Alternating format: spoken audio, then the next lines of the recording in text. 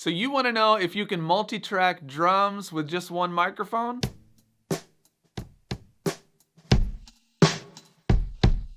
Well, we're doing it today and it's coming up next.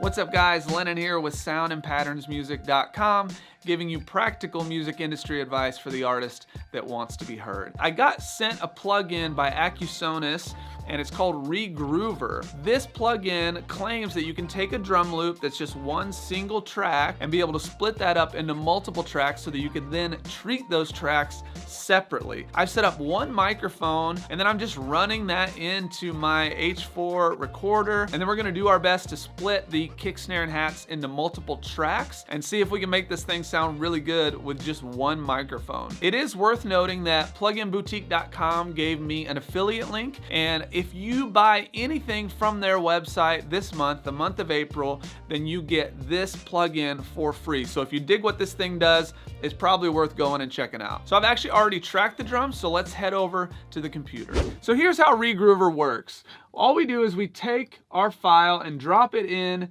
to the plugin, it'll analyze it, and then we change the tempo to whatever the tempo of the project is, which is 87. And it uses the frequency spectrum to split the tracks. So here's your hats,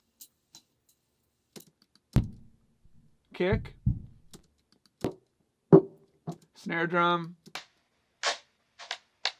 Studio One Expert does a really great in-depth tutorial on how to use the plugin. If you do want that more in-depth tutorial, I have linked that in the description below. So I knew that there was going to be some imperfections. I just wanted to see if I could get a vibe going and be able to treat each instrument differently, separate the tracks out enough to just get something cool. And I think I was totally able to do that. I put a gate and some extra processing on the kick, and this is what that sounds like.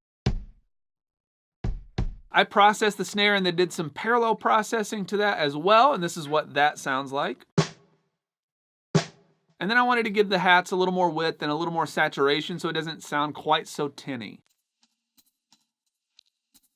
Another great use for this tool might be if you are a drummer but you don't have options to multi-track things, you could then separate the tracks and then replace the sounds with your own samples using just the transients with something like Trigger 2. And again, I'm just going for a vibe here. I'm not trying to make this perfect. I just want it to sound cool. So I added a layer of hi-hats from Splice just to kind of thicken those up a little bit, and then another layer of snare underneath that. And so here's what the full loop sounds like with all the processing done.